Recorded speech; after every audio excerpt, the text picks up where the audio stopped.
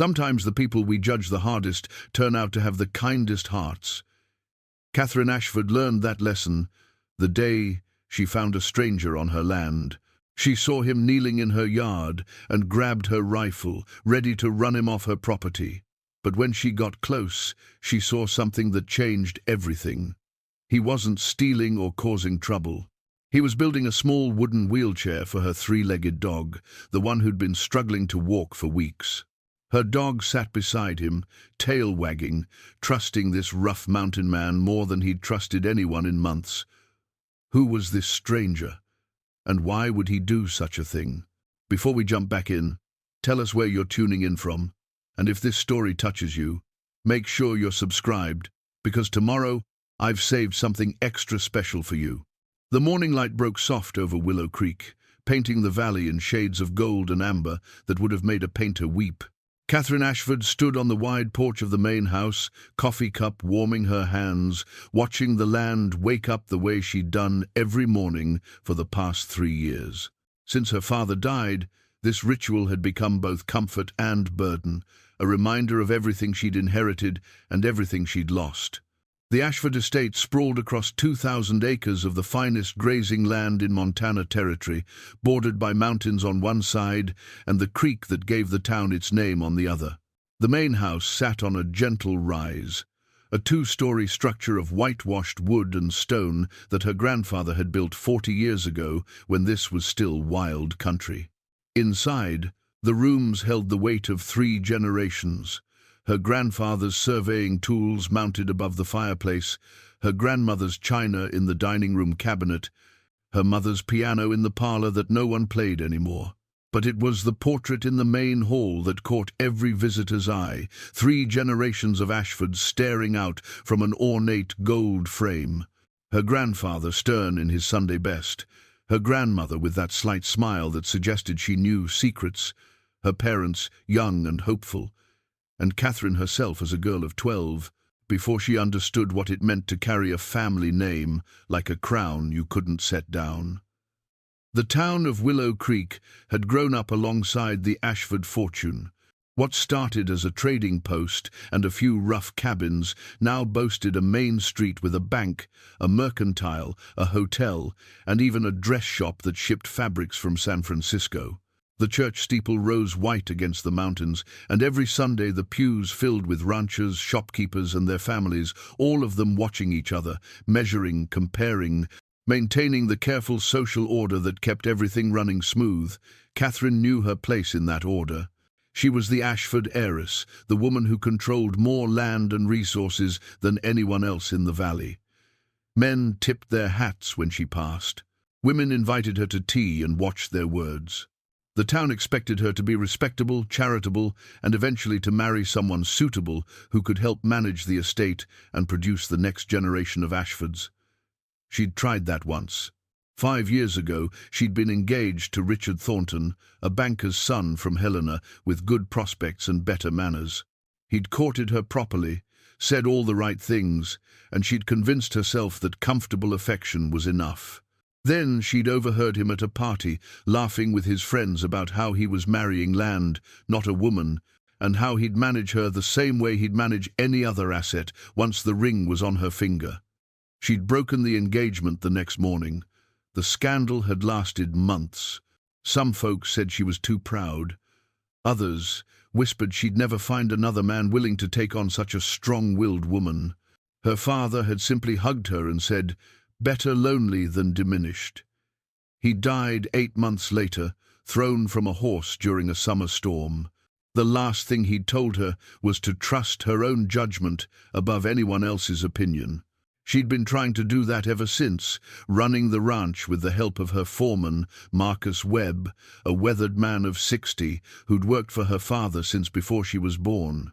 The ranch kept her busy enough that loneliness was something she only felt in the quiet moments.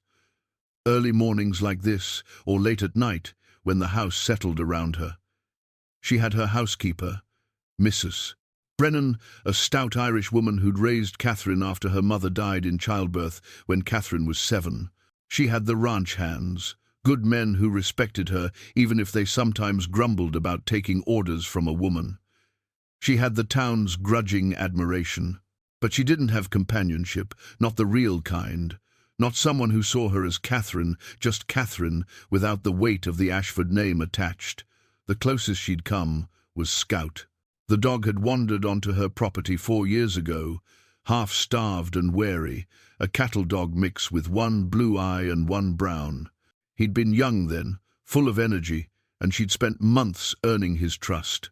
He'd become her shadow, following her on rides, sleeping outside her bedroom door, alert to every sound and movement on the property. He was loyal in a way that asked nothing but food and kindness in return. Then, 3 months ago, he'd gotten caught in a rock slide up near the northern fence line. She'd heard him yelping and rode hard to find him, his back leg crushed beneath a fallen boulder. The veterinarian in town had wanted to put him down, said a 3-legged dog was no use to anyone. Catherine had refused. She'd paid for the surgery, nursed him through the recovery, and watched him struggle to adjust to life with 3 legs instead of 4. He could walk, but it hurt him. He couldn't run anymore, couldn't keep up with her on rides, couldn't do any of the things that had given him purpose. She'd seen the confusion in his eyes, the way he'd try to chase after her and then stop, panting, defeated. It broke her heart daily. She'd tried everything, special harnesses, different therapies, even wrote to a veterinary college back east asking for advice. Nothing worked well enough. Scout was alive, but he wasn't living. Not the way he deserved. That morning, like every morning, she checked on him first thing. He was in his usual spot on the porch, lying in the sun. When he saw her, his tail thumped twice against the boards, but he didn't get up. Getting up hurt too much unless he had to. "Morning, boy," she said softly, crouching down to scratch behind his ears. His tail thumped harder, and he pressed his head against her hand. I know it's hard." She stayed there with him for a few minutes, just being present before Marcus called up from the yard that there was a fence that needed mending on the eastern property line. She gave Scout one more pat, promised to check on him at lunch, and headed to the stables. The day unfolded in its usual rhythm. She rode out with Marcus to inspect the fence, made decisions about which cattle to move to fresh grazing, and returned to the house for the stack of paperwork that running a ranch required: accounts to review, payroll to manage, correspondence with buyers in Denver and Cheyenne. Mrs. Brennan brought her lunch on a tray, tisking about how she worked too hard and needed to take better care of herself. It was mid-afternoon when something caught her eye through the study window, movement in the yard, near the old oak tree. She stood, leaning closer to the glass, and felt her breath catch. There was a man on her property, a stranger, kneeling in the grass about 50 yards from the house, his back to her, doing something she couldn't quite make out. Her first thought was trespasser. Her second was threat. Her third was the rifle cabinet in the hall. Catherine Ashford had been raised to protect what was hers. In this country, that meant knowing how to handle a gun and being willing to use it if necessary. She moved quickly, pulling her father's Winchester from the cabinet, checking that it was loaded. "Mrs." Brennan looked up from her mending in alarm. "What is it?" "Someone's in the yard. Stay inside." She didn't wait for a response. She stepped out onto the porch, rifle held ready but not yet raised, and started across the grass toward the stranger. Her heart pounded, but her hands stayed steady. As she got closer, details emerged. He was big, broad-shouldered, dressed in worn buckskins and a battered hat. His hair was long, dark, touched with grey. He didn't turn around, didn't acknowledge her approach, just kept working at whatever he was doing with complete focus. 20 feet away, she stopped and raised the rifle to her shoulder. "You're on private property," she called out, her voice sharp and clear. "State your business or get moving." That's when Scout appeared from around the side of the oak tree, tail wagging, hopping on his 3 legs toward the stranger with more enthusiasm than she'd seen from him in months. And that's when the stranger finally turned around, and Catherine saw what he'd been building. It was a wheelchair. Small, perfectly proportioned, crafted from bent willow branches that had been steamed and shaped with the kind of patience that couldn't be rushed. Leather straps formed the harness, hand-stitched with care, and two small wheels salvaged from something polished clean were mounted on either side. The whole thing was designed to support Scout's hindquarters while letting his front legs and remaining back leg do the work of moving him forward. Catherine lowered the rifle slowly, her mind struggling to catch up with what her eyes were seeing. The man stood, unfolding to his full height, which was considerable. He had to be 6'3" at least, with a frame that spoke of years spent working hard and living rough. His face was weathered, lined at the eyes and mouth, his beard full but neatly trimmed.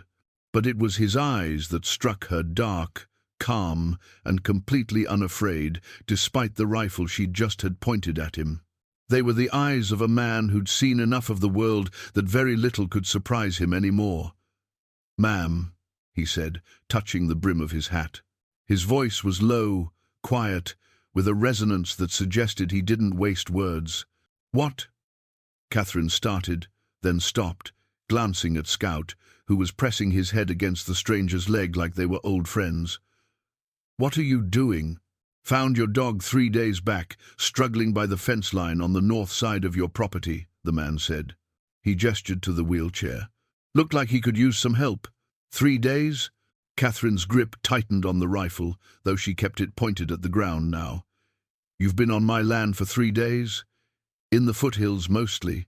Took me that long to get the wood right, find wheels that would work." He crouched down, and Scout immediately moved to him, settling against his side. "Your dog's got spirit. Deserves better than lying on a porch waiting for the end." The words hit harder than Catherine expected. That's exactly what Scout had been doing, and she'd known it, and it had killed her a little more each day watching it happen. "You had no right," she said, but the words came out weaker than she intended. "No, ma'am, I didn't." He ran his hand along Scout's back, gentle and sure. "But I've never been good at watching things suffer when I can do something about it." Catherine found herself at a loss. She'd come out here ready to run off a trespasser, maybe even a thief. Instead, she'd found a man who'd spent 3 days building something beautiful for a dog that wasn't his, on land that wasn't his, expecting nothing in return. "Who are you?" she asked finally. "Name's Elijah Cole." He stood again, brushing off his hands. "I live up in the mountains, have for near about 6 years now.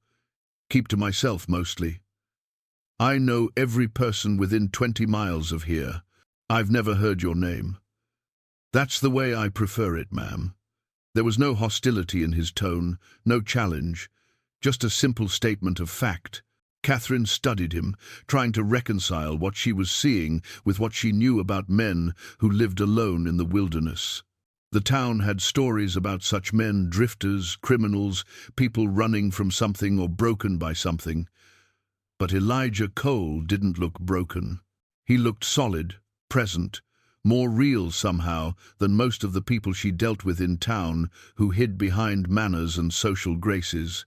"Let me see it work," she said, nodding toward the wheelchair. Elijah crouched again, and Scout moved toward him without hesitation. With practiced movements, Elijah fitted the harness around Scout's body, adjusting straps, making sure everything sat right. Scout's tail wagged the entire time, then Elijah stepped back. "Go on, boy," he said quietly. Scout took a tentative step forward, then another.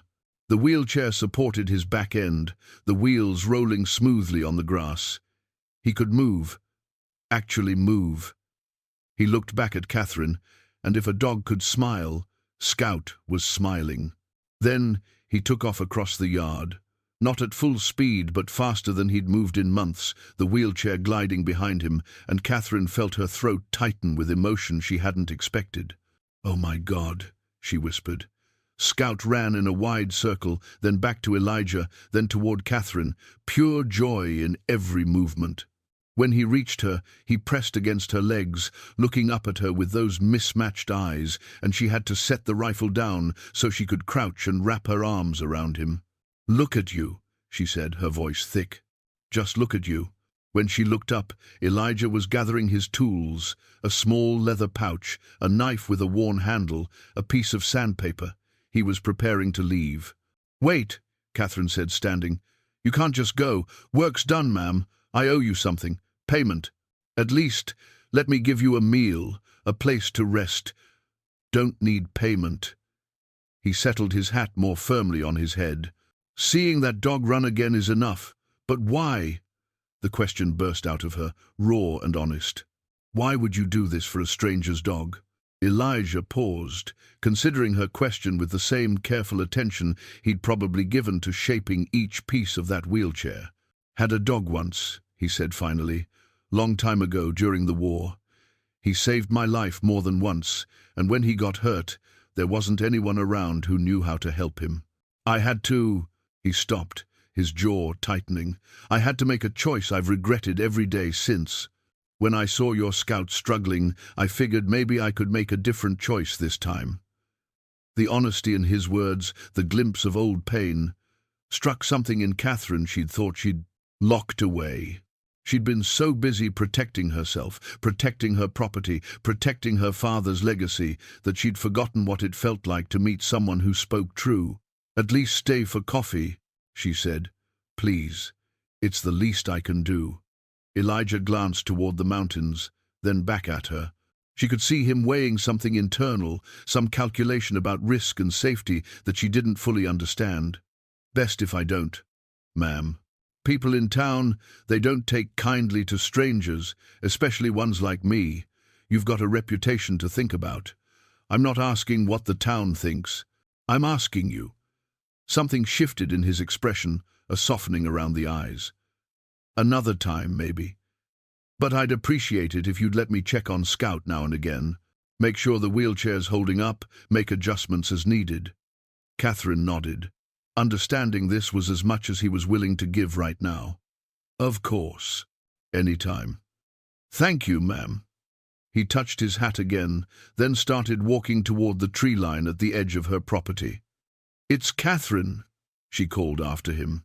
"Not ma'am. Catherine." He turned back, and for the first time she saw the hint of a smile. "Miss Catherine, then." Then he was gone, disappearing into the trees with the ease of someone who knew the land like it was part of him. Catherine stood there for a long moment, watching the space where he'd been, Scout circling around her happily in his new wheelchair. "Mrs." Brennan appeared on the porch, hands on her hips. "What in heaven's name is going on out here?" "I'm not entirely sure," Catherine admitted, watching Scout explore the yard with newfound freedom, "but I think something just changed." She didn't realize how true those words were. By sunset, Marcus Webb rode up to the house with news. One of the ranch hands had seen her talking with a strange mountain man, and word had already spread to town. By morning, half of Willow Creek would be talking about Catherine Ashford and the wild man on her property. Catherine looked down at Scout, who was resting comfortably in his wheelchair, completely content. "Worth it," she said quietly. "Whatever comes, it was worth it." But she couldn't shake the feeling that Elijah Cole had done more than build a wheelchair. He'd opened a door she'd been keeping carefully locked, and she wasn't sure yet whether that frightened her or filled her with something she hadn't felt in years. Hope, maybe, or possibility. Or the dangerous beginning of caring about someone who lived outside every rule and expectation she'd spent her whole life following. Catherine couldn't leave it alone. The questions about Elijah Cole, who he was, where he'd come from, why he'd chosen solitude, consumed her thoughts in the quiet hours. She told herself it was simple curiosity, a desire to understand the man who'd shown such kindness to Scout. But she knew, deep down, it was more than that. She started her investigation carefully. The town records office was run by Harold Finch, a meticulous man who'd been keeping documents organized for 20 years. Catherine visited on the pretense of reviewing property assessments, but once she was in the back room with the old ledgers, she searched for anything related to the Cole family. What she found was fragmentary but illuminating. a land grant issued in 1869, shortly after the war, to Elijah Cole for service rendered to the Union Army. A notation in military records listing him as a cavalry scout, decorated for bravery at 3 separate engagements. A brief newspaper clipping from a Denver paper, yellowed and brittle, mentioning Captain Elijah Cole being honored for saving an entire civilian settlement from a Confederate raid. Captain, decorated, hero. This was not the story of a drifter or an outcast. This was the story of a man who'd served with distinction and somehow ended up alone in the mountains, avoiding the very society that had once honored him. Catherine copied what information she could, her mind racing with new questions. What had happened between his service and his solitude? What had driven him away from civilization? 2 days later, she arranged what she hoped would look like an accidental meeting. She knew Elijah kept watch over the northern range, had seen evidence of his presence in tracks and careful disturbances that spoke of someone who moved through without leaving damage. She rode out mid-morning, taking her time, letting Scout run ahead in his wheelchair. She found Elijah near the creek, kneeling beside the water, examining something in the shallows. He looked up as she approached, unsurprised, as if he'd known she was coming. "Miss Catherine," he said, standing. "Mr. Cole." She dismounted, leading her horse to drink. "I seem to keep running into you. These mountains aren't as big as they seem." She smiled at that, appreciating his dry humor. Scout had already bounded over to Elijah, demanding attention with his whole body, and Elijah obliged, checking the wheelchair's straps and wheels with practiced hands. "He's doing well," Elijah observed. "Thanks to you." Catherine moved closer, watching his careful inspection. "I learned something interesting this week. About a cavalry captain named Elijah Cole, who saved a town from raiders during the war. Received a commendation from General Sherman himself." Elijah's hands stilled for just a moment, then resumed their work. "That was a long time ago. 15 years isn't so long. Long enough." He finished his check and stood, putting distance between them, his posture shifting to something more guarded. Catherine pressed forward gently. "Why would a decorated officer choose to live alone in the mountains? Why hide from a world that honored you?" For a long moment she thought he wouldn't answer. He looked toward the peaks, his expression distant, and when he finally spoke, his voice was quiet but steady. "The things that make a man a hero in war, the ability to act without hesitation, to make hard choices, to watch people die and keep moving forward, those same things can make him dangerous in peace." He turned back to her. "I saw too much, did too much. The world moved on, but I couldn't. Coming up here, living simple, it gave me space to figure out how to be human again." The honesty of it struck Catherine silent. She'd expected excuses or evasion, not this raw admission of struggle and self-awareness. "Are you?" she asked softly. "Human again?" "Some days more than others." A ghost of a smile touched his lips. "Meeting you and Scout, that's been a good day," repeated. Something warm bloomed in Catherine's chest. "For me too." They stood there by the creek, the water murmuring over stones, Scout exploring the bank, and Catherine felt the distance between them, both vast and negligible at the same time. She wanted to know more, wanted to understand the shadows in his eyes and the careful way he held himself, as if always prepared for something to go wrong. "Will you teach me?" she asked suddenly. "Teach you what?" "How to read the land the way you do. How to track, how to find water, how to see what's coming before it arrives." She met his eyes. "I grew up on this ranch, but there's so much I don't know about the wild places. I'd like to learn." Elijah studied her for a long moment, weighing something internal. Then he nodded slowly. "All right.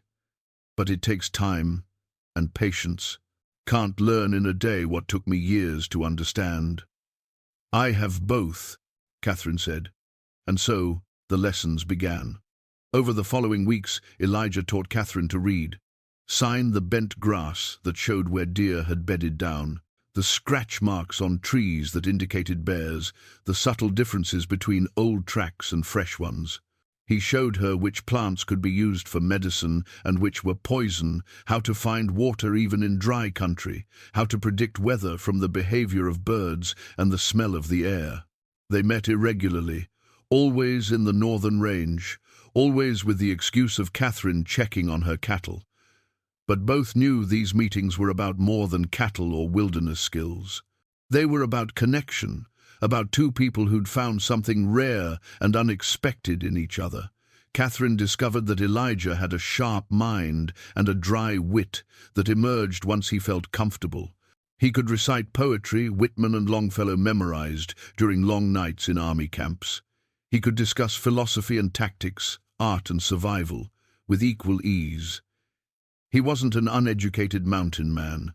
He was a learned man who'd chosen the mountains, and Elijah, for his part, seemed to appreciate Catherine's quick mind and independence. He didn't treat her as fragile or in need of protection. He taught her the same way he'd probably taught soldiers, expecting competence and rewarding it with more difficult lessons. One afternoon, as they were tracking a cougar that had been worrying the cattle, Catherine turned to him with a question that had been building for days. "Do you ever think about coming back? To town? To people?"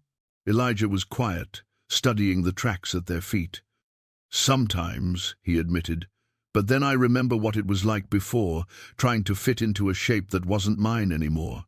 Out here, I can be what I am without apologizing for it.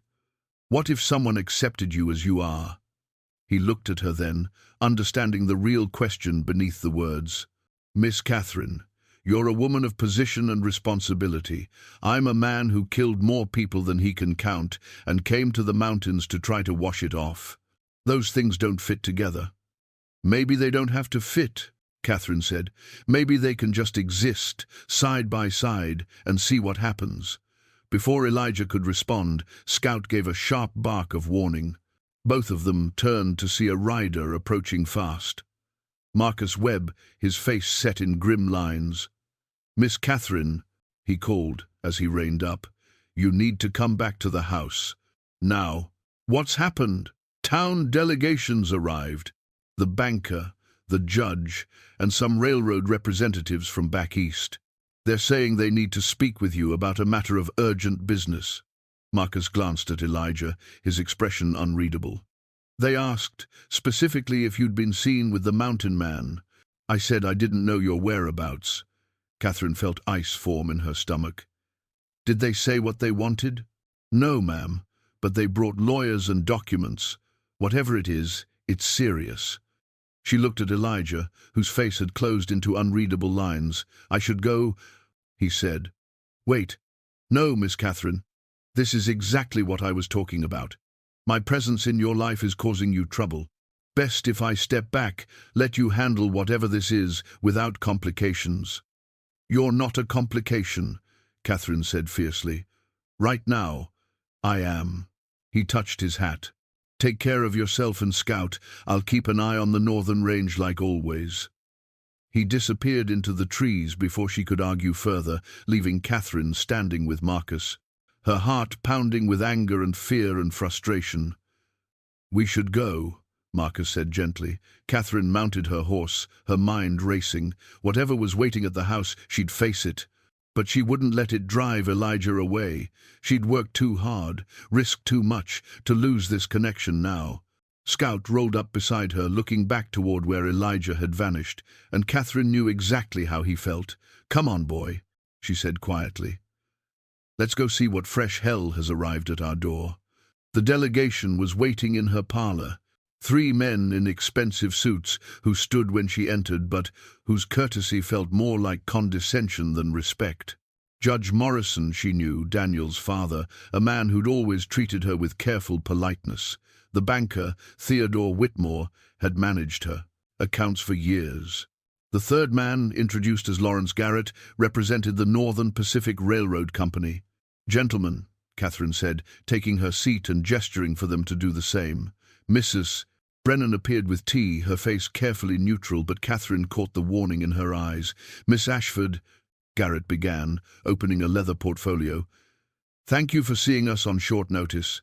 We're here on a matter that concerns both your interests and the future prosperity of Willow Creek. I'm listening. The Northern Pacific is planning to extend a spur line through this valley. It will bring commerce, growth, and opportunity to everyone in the region. He pulled out a map, spreading it on the table between them. The proposed route runs here, along the northern range, connecting to the main line through the mountain pass. Catherine studied the map, her chest tightening as she saw the marked route. It cut directly through the land Elijah owned, the high meadows and timber stands that bordered her property. As you can see, Garrett continued, a portion of the route crosses land that's currently held by, he consulted his notes, a man named Elijah Cole. We've attempted to contact him about purchasing right-of-way, but he's proven difficult to locate. He's not difficult to locate, Catherine said. He's simply private. Yes, well, Garrett's smile was thin. We were hoping you might help us with that. We understand you've had recent contact with Mr. Cole. We'd like you to facilitate a meeting so we can discuss terms. And if he's not interested in selling? Judge Morrison leaned forward. Catherine, be reasonable. This railroad will benefit everyone, including you. The increase in property values alone will be substantial. Surely Mr. Cole can be made to understand the greater good. The greater good, Catherine repeated, her tone flat.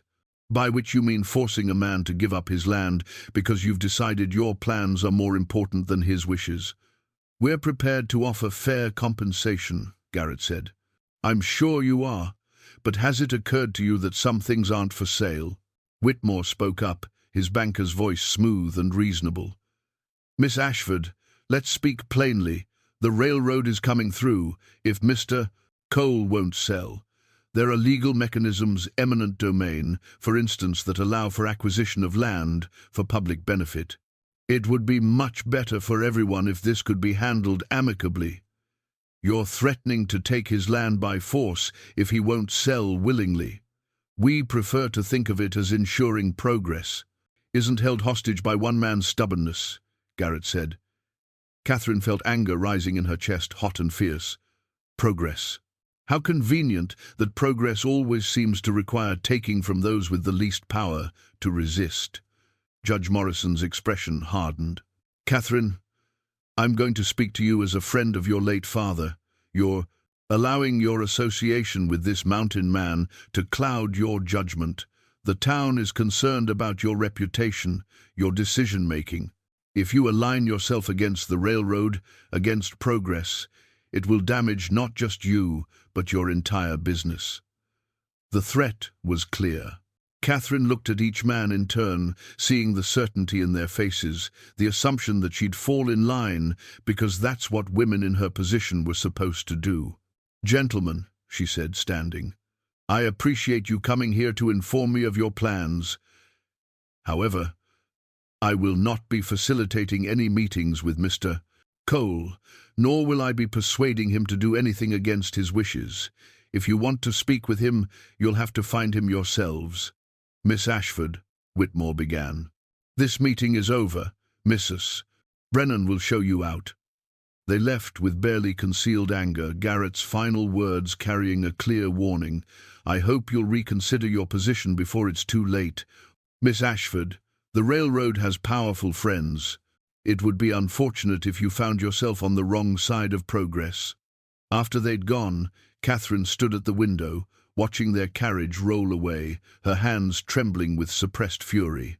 Mrs. Brennan appeared at her elbow with a glass of whiskey. Thought you might need this, the housekeeper said. Catherine took it gratefully, downing half in one swallow. They're going to try to take his land. Seems that way. I have to warn him. I expect you do. Mrs. Brennan's hand on her shoulder was warm and steadying. But be careful, child. You're playing a dangerous game, going against the railroad. They don't lose gracefully. I can't just stand by and watch them steal from him, especially when the only reason they're targeting his land is because they think he's powerless. Is he? Catherine thought about Elijah's calm strength, his resourcefulness, the way he moved through the world with complete confidence in his own abilities. No, but they don't know that yet. She rode out that evening, pushing her horse hard toward the northern range.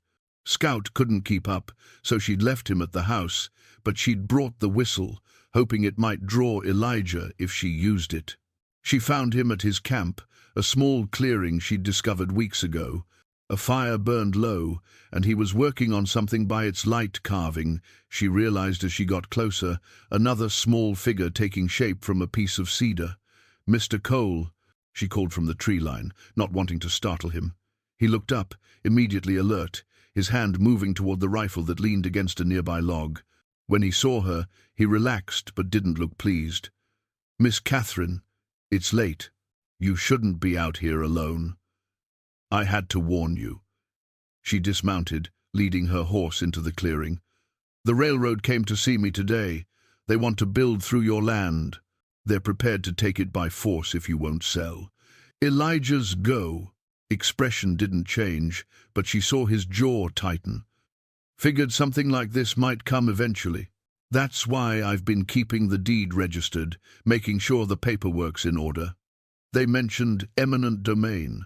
They have lawyers, judges, connections. This isn't just about legal paperwork, Elijah. They have power. So do I." He set down his carving.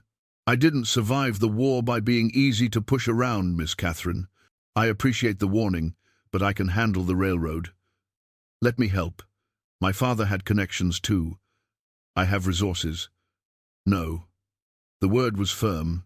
"You've already put yourself at risk by coming here, by defying them at that meeting. I won't have you damage your position further on my account. That's not your decision to make." "Actually, it is." He stood, moving toward her. "Catherine, listen to me. I've lived with violence and loss. I've made peace with being alone. But you? You have a life here, a place in the community, people who depend on you. I can't let you throw that away for a few acres of mountain land." "It's not just land," Catherine said, her voice catching. "It's principle. It's standing up to bullies. It's—" She stopped, struggling to find words for what she really meant. "It's what?" he asked softly. "It's you," she said, finally. "I'm not willing to stand by and watch them take what's yours just because they have power and you're alone." Something shifted in Elijah's expression, a softening around the eyes.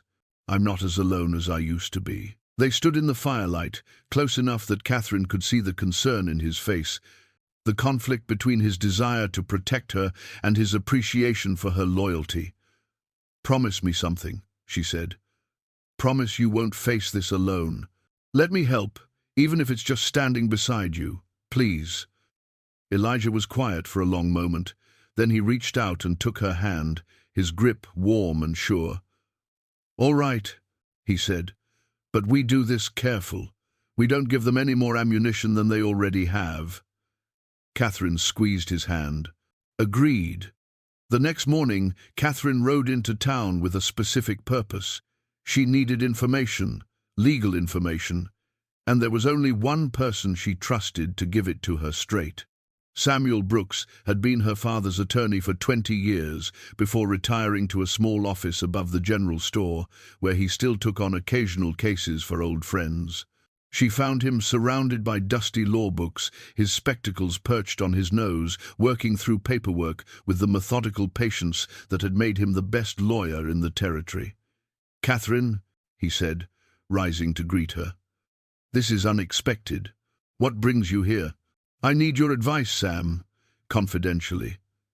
His eyebrows rose, but he gestured to the chair across from his desk. "Always. What's troubling you?" Catherine explained the situation carefully, the railroad's interest in the mountain land, their threats of eminent domain, their assumption that Elijah Cole had no legal standing to resist. She watched Sam's expression shift from curious to concerned to something sharper as she spoke. "Did you say Elijah Cole?" he asked. "Yes. Do you know him?" Sam stood and moved to a filing cabinet, pulling out a thick folder. Know of him. Your father asked me to file some paperwork about 15 years ago. I'd forgotten about it until now. He opened the folder, scanning the contents. Catherine, do you know the full story of how Mr. Cole came to own that land? He said it was granted for military service. That's part of it. Sam spread several documents across his desk. In 1867, during the final years of the war's aftermath, Cole and his unit were tracking a Confederate guerrilla group through this territory. They stumbled upon a civilian settlement under attack. Cole led a defense that saved every person in that settlement, including, he tapped a specific document, the entire Whitmore family. Catherine felt her breath catch. Whitmore?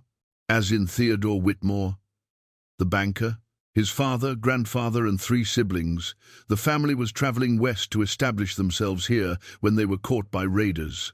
Cole's intervention saved their lives. In gratitude, the elder Whitmore, who'd already claimed a large tract of land through homesteading, deeded a significant portion to Cole as thanks.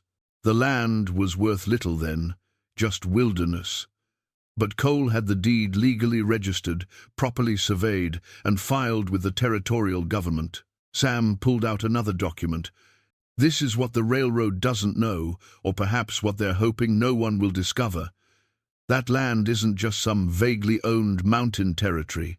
It's legally held, properly recorded, and it carries mineral rights, timber rights, and water rights that make it considerably more valuable than raw acreage. If the railroad wants it, they'll have to pay market value or prove significant public necessity beyond simple convenience. Catherine stared at the documents, her mind reeling. Whitmore knows this. He has to. It's his family's history. I would think so, yes. Then why is he sitting in my parlor, helping the railroad threaten to take the land?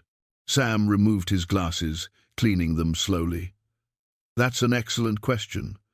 One that suggests either Mr. Whitmore has conveniently forgotten his family's debt, or, he paused significantly, the railroad has offered him something valuable enough to overcome gratitude and honor. Catherine felt cold fury settling into her bones. Can they take it? Through eminent domain or other legal means? It would be difficult and expensive. They'd have to prove the rail line couldn't reasonably go around the property, that the public benefit substantially outweighs the private loss, and that fair compensation has been offered. Given the legal standing and the history, a good lawyer could tie them up in court for years. Sam met her eyes. Does Mr. Cole have a good lawyer? He has you, if you're willing. Sam smiled. Your father saved my practice once when I was just starting out. I'd be honored to return the favor by helping someone he'd have respected. But Catherine, you need to understand what you're walking into. The railroad has money and influence. They'll use everything at their disposal, including public opinion and social pressure. Your association with Cole is already controversial. If you actively oppose the railroad, the consequences could be severe. I don't care. You should. Your ranch, your business relationships, your standing in the community, all of it could be affected. Catherine thought about Scout in his wheelchair, about Elijah teaching her to read the land, about the whistle she wore around her neck. She thought about her father telling her to trust her own judgment, and her mother choosing love over social approval. Sam, my whole life, I've done what was expected, what was proper, what protected the Ashford name. And I've been lonely and constrained and half alive because of it. She leaned forward. Elijah Cole spent 3 days building a wheelchair for my dog, expecting nothing in return. The railroad wants to steal his land, and the town's banker, whose family owes him their lives, is helping them do it. If standing against that damages my reputation, then maybe my reputation was worth less than I thought. Sam studied her for a long moment, then nodded slowly. Your father would be proud of you. Let me gather what I need. We'll need to meet with Cole, review all his documentation, and prepare a legal defense that makes taking his land more trouble than it's worth. Thank you, Sam. Don't thank me yet. This is going to get ugly before it gets better. Catherine left Sam's office with the documents copied and secured in her saddlebag. She rode hard for the northern range, hope and anger warring in her chest. The railroad had underestimated Elijah, assumed he was powerless because he lived alone and avoided society. They were about to learn differently. She found him near the creek, and the relief on his face when he saw her made her heart ache. "I have news," she called out. "Good news." She dismounted and spread the documents on a flat rock, explaining everything Sam had told her. She watched Elijah's expression shift as he absorbed the information, the full legal standing of his claim, the value of the land, and most importantly, the debt the Whitmore family owed him. "Theodore Whitmore's family?" he asked quietly. "The very same. You saved their lives, and his grandfather gave you that land in gratitude. It's all documented." Elijah was silent for a long moment, staring at the creek. "I remember them," he said finally. "The old man was wounded, bleeding badly. His wife was trying to protect the children. The raiders had them cornered in a ravine." His jaw tightened. "We lost 2 of our own men, saving them. Good men, worth more than any piece of land. And now the grandson sits in banks and boardrooms, helping the railroad steal from you." "People forget," Elijah said, "especially when remembering costs them something." "Then we'll make him remember." Catherine's voice was steel. "Sam Brooks is willing to represent you. We have documentation that proves your ownership beyond any doubt. The railroad will have to go through expensive legal proceedings if they want your land, and there's no guarantee they'll win." Elijah looked at her, his dark eyes searching her face. "Why are you doing this, Catherine? You could step back, let this play out without involving yourself. It would be safer. Because it's right. Because they're counting on you being alone and powerless, and you're neither of those things anymore." She moved closer. "Because somewhere in the last few weeks, you became important to me, and I don't abandon people I care about." The words hung between them, more honest and revealing than she'd intended. Elijah reached out, his calloused hand gentle as it cupped her cheek. "You're a remarkable woman, Catherine Ashford. I'm a stubborn woman who's tired of being told what's proper when proper means standing by while powerful people hurt good ones. Still remarkable." His thumb brushed across her cheekbone, and Catherine felt warmth spread through her entire body. They stood like that for a moment, close enough that Catherine could see the silver threads in his beard, the old scars on his hands, the way his eyes softened when he looked at her. Then Elijah stepped back, professional distance reasserting itself, though she could see the effort it cost him. "We should meet with your lawyer friend. Get everything in order before the railroad makes their next move." "Agreed. Sam can meet us here tomorrow if that works for you. Here is good. Neutral ground." Elijah glanced toward the mountains. "They'll come soon, Catherine. The railroad. Once they realize we're not backing down, they'll escalate. Could get dangerous. I'm not afraid. You should be. Men with money and power don't like being told no, especially by people they think of as beneath them. Then it's fortunate I have a decorated war hero watching my back." That drew a smile from him, brief but genuine. "I suppose it is." Catherine mounted her horse, but before she left, she turned back. "Elijah? The Whitmore family. When you saved them, did the old man make you any promises? Any verbal agreements about supporting you or standing by you?" Elijah frowned, thinking. "He said his family would never forget what we did. That if I ever needed anything at all, I had only to ask." "Good, that's going to matter. Words mean something, especially when they're spoken in gratitude for saved lives. Sam can use that." She rode away, already planning the next steps, but she carried with her the memory of Elijah's hand on her face and the understanding that had passed. Between them, whatever was coming, they'd face it together. And that, she realized, was worth fighting for. The meeting with Sam Brooks changed everything. He arrived at Elijah's camp the next day, riding carefully along the paths Catherine had shown him, his saddlebag full of legal documents and a mind full of strategy. If he was surprised by Elijah, the quiet competence, the military bearing barely hidden beneath mountain man, weathering, he didn't show it. They spent 3 hours going through every document, every survey map, every piece of evidence that proved Elijah's legitimate claim. Sam asked detailed questions about the Whitmore family's rescue, taking careful notes, building a narrative that would be impossible to dismiss. "This is solid," Sam said finally, organizing his papers. "The railroad will have a hell of a time proving eminent domain applies here. But I need to be honest with you both.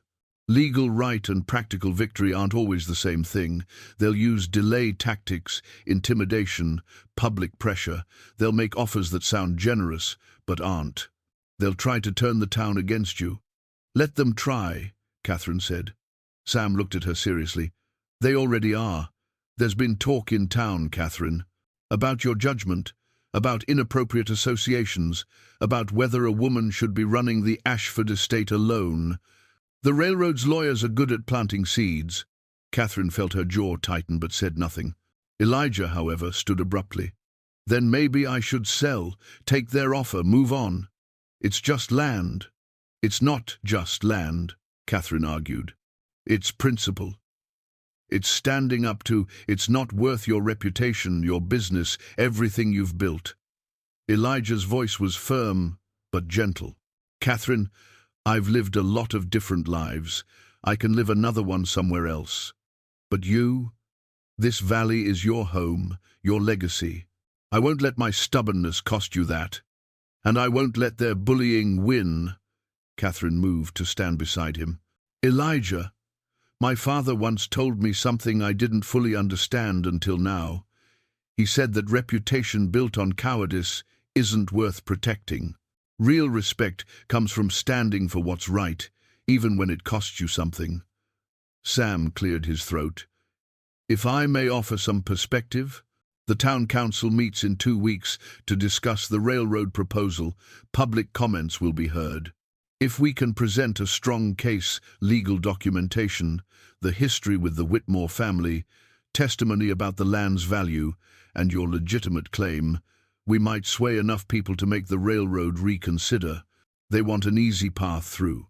Let's make it expensive and complicated." "You want me to go into town?" Elijah asked. "Stand in front of the council and argue my case? I want you to remind people that you're not some nameless vagrant they can dismiss. You're a decorated veteran with a legitimate claim who saved one of their founding families. Make them see you as human, not an obstacle." Elijah looked deeply uncomfortable with the idea, and Catherine understood. He'd chosen isolation deliberately, built a life away from judgment and crowds. Asking him to step back into society, to expose himself to scrutiny, was asking him to sacrifice the peace he'd worked so hard to find. "I'll do it," he said finally. "If it means protecting the land and keeping Catherine safe from association with a coward who ran, I'll do it." That evening, after Sam had left and Elijah had walked Catherine partway back to her property, she stopped him with a hand on his arm. "You're not a coward. Don't ever think that. I ran from society, Catherine. Hid in these mountains while other men rebuilt the country. You survived trauma in the only way you knew how. That's not cowardice. That's wisdom." They stood close together in the fading light, the mountains rising dark against the sunset. Elijah looked down at her hand on his arm, then covered it with his own. "I don't want you hurt by this," he said quietly. "I'm stronger than I look. I know you are.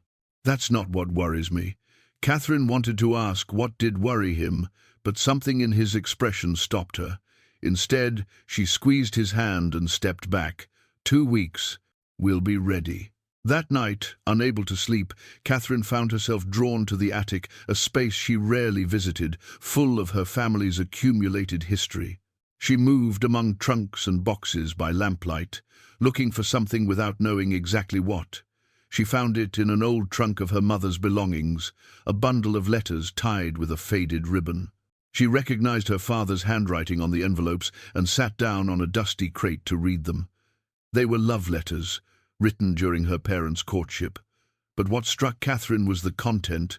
Her father hadn't been writing to a woman, of his own class. The letters referenced her grandfather's disapproval, society's judgment, the difficulty of loving someone deemed unsuitable. Catherine read, riveted, as her father wrote about defying expectations, about choosing love over approval, about knowing that some things were worth fighting for, regardless of cost. In one letter, dated shortly before the wedding, he wrote, "Your father has threatened to cut you off entirely if you marry me. I cannot ask you to sacrifice so much. But Catherine, I must tell you, truly, a life lived to please others is no life at all. If you choose me, choose knowing I will spend every day proving that your courage was not misplaced." Catherine's hands shook as she read. Her mother had replied in her delicate script, "My dearest John, you speak as if I am sacrificing something by choosing you. But you are wrong. What I would sacrifice is my own heart, my own truth. If I let fear and propriety dictate my life, let my father keep his approval. I choose love. I choose you. I choose a life lived honestly, rather than a life lived safely." There were more letters, documenting the fallout, her grandfather's fury, the social ostracism, the difficulties they faced. But there were also letters of joy, of partnership, of two people who'd built something real by refusing to compromise what mattered. Catherine sat in the dusty attic, tears streaming down her face, holding her parents' history in her hands. Her mother had died young, taken by fever, when Catherine was only 7. But she'd lived those years fully, married to the man she loved, building a home based on mutual respect rather than social expectation. And her grandfather, the stern man in the portrait downstairs, he'd eventually come around. The later letters showed reconciliation, grudging respect, turning to genuine affection as he saw how well her father managed the ranch and how happy his daughter was. Love had won. Courage had been rewarded. And Catherine, raised on stories of her family's respectable history, had never known the whole truth. She carried the letters downstairs, handling them like precious artifacts. Mrs. Brennan found her in the study at dawn, still reading, and set down a cup of coffee without comment. "Did you know," Catherine asked, "about my parents' courtship?" "Some of it. Your mother told me before she died that you should know the whole story when you were old enough to understand." Mrs. Brennan sat down across from her. "She wanted you to know that the Ashford name wasn't built on always doing the proper thing. It was built on courage and hard work, and sometimes on choosing what was right over what was easy. Why didn't you tell me?" "Because you had to find it yourself, child. Had to be ready to hear it." Catherine looked at the letters spread before her. "The town is going to try to tear me down for standing with Elijah. They're already starting. I expect so. I don't know if I'm strong enough." Mrs. Brennan reached across and gripped Catherine's hand firmly. "You're your mother's daughter. You're strong enough. The question is whether you're brave enough, and I think we both know the answer to that." The next week was a blur of preparation. Sam Brooks worked tirelessly, gathering documentation, interviewing witnesses who remembered the Whitmore rescue, building a case that would be impossible to ignore. Catherine used her own influence carefully, having quiet conversations with ranchers and business people who'd benefited from her family's fair dealing over the years. But the pressure came too. Theodore Whitmore visited personally, sitting in her parlor with barely concealed anger. "You're making a mistake, Catherine. The railroad is the future. Cole is the past. Elijah Cole is a man with legal rights who saved your family's lives. Or have you forgotten that part of your history, Theodore?" His face flushed. "That was a long time ago. Times change.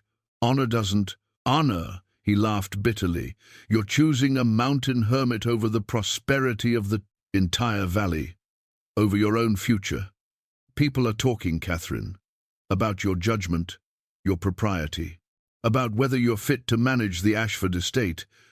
Let them talk. You could lose everything: business, relationships, social standing, your position in this community. Or I could keep something more valuable, my integrity." Whitmore stood, his expression cold. "You'll regret this." When the town turns on you, when your business suffers, when you're alone and struggling, remember that I tried to warn you." After he left, Catherine stood at the window, watching his carriage disappear. Scout rolled up beside her, and she reached down to scratch his ears. "What do you think, boy? Am I making a terrible mistake?" Scout looked up at her with complete trust, and she remembered this dog wouldn't be happily mobile if not for a mountain man who'd shown more kindness in 3 days than most people showed in a lifetime. "No," she said aloud. "I'm not making a mistake. I'm making a choice." The day before the town council meeting, Elijah came to the house. It was the first time he'd been there since the day he built Scout's wheelchair, and Catherine could see how uncomfortable he was, standing in her fine parlour in his buckskins and weathered boots. "I wanted to thank you," he said, "for everything you've done. Whatever happens tomorrow, I want you to know it matters. You matter." Catherine crossed the room and took his hands. "We're going to win this, Elijah. The law is on our side, the facts are on our side, and truth matters. Sometimes it doesn't. Sometimes power wins regardless. Then we'll make sure tomorrow isn't one of those times." She squeezed his hands. "Will you stay for dinner?" "Mrs. Brennan's made enough food for an army." He hesitated, then nodded. "I'd like that." They ate at the long dining table, the 3 of them, Catherine, Elijah, and Mrs. Brennan, who insisted on joining them rather than serving. They talked about everything except the next day's meeting. Elijah told stories from his time as a scout, making them laugh with dry observations about military incompetence and surprising moments of humanity in the midst of war. Catherine shared memories of her father, of learning to ride and rope and manage accounts. Mrs. Brennan contributed her own tales of Ireland and immigration, and finding her place in this wild country. It felt, Catherine thought, like family, like home, like something worth protecting. When Elijah left, Catherine walked him to the porch. They stood in the darkness, the stars bright overhead, Scout sleeping contentedly in his chair nearby. "Thank you for coming," Catherine said. "Thank you for inviting me. For all of this, I've been alone so long, I'd forgotten what it felt like to belong. You belong here, with us. Whatever tomorrow brings, that doesn't change." Elijah reached out and tucked a strand of hair behind her ear, his touch gentle. "You're a force of nature, Catherine. Ashford, the railroad doesn't know what they're up against." She smiled. "Neither do you." He laughed, a sound she'd heard too rarely, and then he was gone, disappearing into the night, and Catherine was left with hope and fear warring in her chest as she faced what might be the most important day of her life. What happened next surprised everyone, including Catherine. Tom Henderson, a weathered rancher who'd lived in the valley for 40 years, stood first. "I've got something to say about Mr. Cole. 3 winters back, my daughter got lost in a snowstorm up near the high country. We'd been searching for 2 days, thought we'd lost her. It was Elijah Cole who found her, got her warm, and brought her down safe. Never asked for a thing in return, never even told us his name. I had to track him down later to thank him, and even then he said he was just doing what anyone would do." Catherine watched Elijah's face flush slightly, clearly uncomfortable with the attention. But Henderson wasn't finished. "That's not the kind of man you push off his land for convenience. That's the kind of man you stand beside." Another voice spoke up, this time Mary Sullivan, the widow who ran the boarding house. "Mr. Cole left firewood outside my door last winter. A cord, at least, already split and stacked. I came out one morning and there it was, no note, no name. I asked around, and someone said they'd seen a mountain man coming down from the hills. I'd been worried about how to heat the house, worried about my boarders staying warm. That wood lasted me all winter." Then James Kowalski, one of the ranch hands from the neighboring property, stood. "Cole pulled my boy out of a creek 2 summers ago. Kid fell in during high water, was getting swept downstream. I couldn't swim good enough to get to him, but Cole dove in without hesitating, got him to shore. Never said a word, just made sure the boy was breathing and walked away. One by one, people came forward with stories. Elijah helping fix a wagon wheel, leaving medicine for a sick child, guiding lost travelers back to the main road, sharing game meat with families struggling through hard times. Each story painted a picture of a man who'd been quietly watching over the valley for years, helping where help was needed, expecting nothing in return. Catherine watched Elijah's expression shift from discomfort to something deeper, more vulnerable. He'd thought he'd been living alone, invisible, but the community had seen him, remembered him, and now they were speaking up. Theodore Whitmore sat rigid in his seat, his face carefully blank, but his hands clenched on the armrests. The weight of his family's broken promise was visible in every line of his body. Then something unexpected happened. An elderly woman in the back stood, her voice quavering but determined. "I'm Helena Whitmore, Theodore's aunt. I was 6 years old when Captain Cole saved our family. I remember hiding under a wagon while bullets flew over our heads. I remember my father bleeding, my mother screaming, and I remember a man in a cavalry uniform standing between us and death, firing his rifle until the raiders ran." She moved slowly down the aisle, using a cane, until she stood before the council. "I remember what my father promised, that our family would never forget, that we would stand by Captain Cole if he ever needed us." She turned to face her nephew. "Theodore, you shame our family's honor by standing with those who would steal from the man who saved us. Our father would be disgusted." Theodore's composure cracked. "Aunt Helena, this is business. This is honor." Her voice cracked like a whip. "Something you've apparently forgotten in your pursuit of profit. The railroad offered you something, didn't they? Money, influence, a stake in their company, and you sold our family's integrity for it." The room exploded in conversation. Judge Morrison gavelled for order, but the damage was done. The narrative had shifted completely. This wasn't about progress versus obstinance. This was about a community's character, about whether promises meant anything, about protecting someone who'd protected them. Sam Brooks stood again, seizing the moment. "Gentlemen of the council, I submit that eminent domain does not apply in this case. The railroad has viable alternative routes. Mr. Cole's property rights are unquestionable, and the community has spoken clearly about who deserves their support." He pulled out one final document. "Furthermore, I have here a petition signed by over 300 residents of Willow Creek and the surrounding valley, asking the council to protect Mr. Cole's property rights and reject the railroad's current proposal." Catherine's head snapped up. She hadn't known about a petition. Sam caught her eye and smiled slightly. He'd been working behind the scenes, gathering support, building a case that went beyond legal arguments to community will. Garrett stood, his smooth confidence finally cracking. "This is absurd. You're letting sentiment cloud judgment. The economic benefits can be achieved through a slightly different route," Judge Morrison interrupted. He looked at his fellow council members. "I move that we table the current railroad proposal and require them to submit alternative routes that don't infringe on Mr. Cole's property." "All in favor?" 4 hands went up. Only one council member, a man Catherine knew had business dealings with Whitmore's bank, abstained. "Motion carries.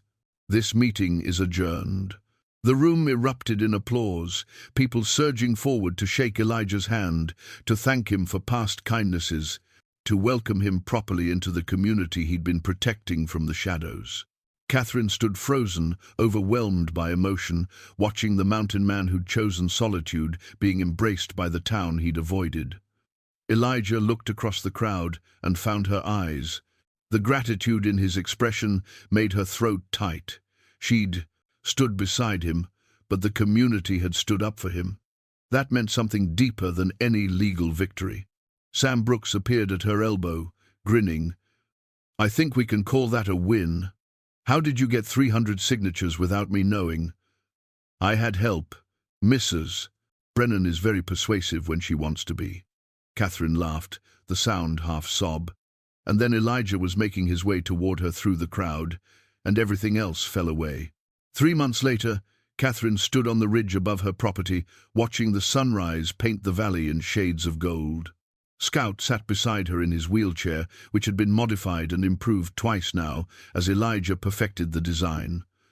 The dog was content, alert, fully himself again. The railroad had submitted a new route that curved around Elijah's property, adding perhaps 5 miles to their line, but avoiding a protracted legal battle they'd been certain to lose. Garrett and his associates had left town quietly, their smooth confidence replaced by grudging acceptance. Theodore Whitmore had resigned from the bank's board, facing pressure from his own family. His aunt Helena had seen to that. But the real changes were more personal. Elijah still lived on his mountain land, but he came down to the valley regularly now. He'd been persuaded to take a position as a consultant for the Territorial Forestry Service, teaching rangers and surveyors how to read the land, track wildlife, and move safely through wilderness. It gave him purpose while respecting his need for solitude. He also spent time at the Ashford ranch, a lot of time. Enough that the hands no longer looked surprised when they saw him working alongside them, and Mrs. Brennan set an extra place at the table without being asked. The town had accepted him in the way small communities do, slowly at first, then completely, once they decided he was one of their own. Men nodded to him on the street. Women asked his advice on animal medicine. Children followed him, fascinated by his stories and skills. And Catherine? Catherine had found something she'd been missing without knowing it: partnership. Not the kind society had wanted to force on her, where she'd be managed and directed and diminished. But true partnership, built on mutual respect, shared values, and the kind of understanding that came from both of them, having lived through loneliness and come out the other side. They sat together now on the ridge, watching the sunrise, Scout between them. Elijah had ridden up earlier with coffee and fresh bread from Mrs. Brennan, and they'd made a small fire to ward off the morning chill. "I've been thinking," Elijah said, his voice quiet in the dawn stillness, "about that land of mine, the 800 acres that caused all this trouble." He was quiet for a moment, gathering his thoughts. "It's too much for one man. Too much responsibility for someone who still needs wilderness and solitude." Catherine waited, sensing he was working towards something important. "I talked to Sam Brooks about creating a land trust, protecting it permanent-like, so it can't be sold or developed, keeping it wild for future generations." He glanced at her. "I was hoping you might consider being co-trustee. Your land and mine, protected together, managed together." Catherine felt warmth bloom in her chest. "That's a beautiful idea. There's more." He turned to face her fully. "I was thinking maybe we could build a small cabin on the border between our properties. Neutral ground, where mountain meets valley. A place that's both and neither, if that makes sense." "It makes perfect sense. And I was thinking," he continued, his eyes holding hers, "that maybe it could be a place for both of us. Together, if you were willing." Catherine set down her coffee cup carefully, her heart pounding. "Elijah Cole, are you asking me to marry you? I'm asking if you'd consider building a life with a man who's still learning how to be part of the world again, who'll always need time alone in the mountains, but who's found something in you worth coming back to." He reached into his pocket and pulled out a small carved box. "I'm not good with fancy words or proper courting, but I'm good with building things that last, and I'd like to build a life with you if you'll have me." He opened the box, revealing a ring, simple, elegant, crafted from silver with a small piece of turquoise set in the center, mountain and sky, caught in metal. "I made it myself," he said. "Figured you deserved something no one else had, something that was just yours." Catherine felt tears streaming down her face as she looked at the ring.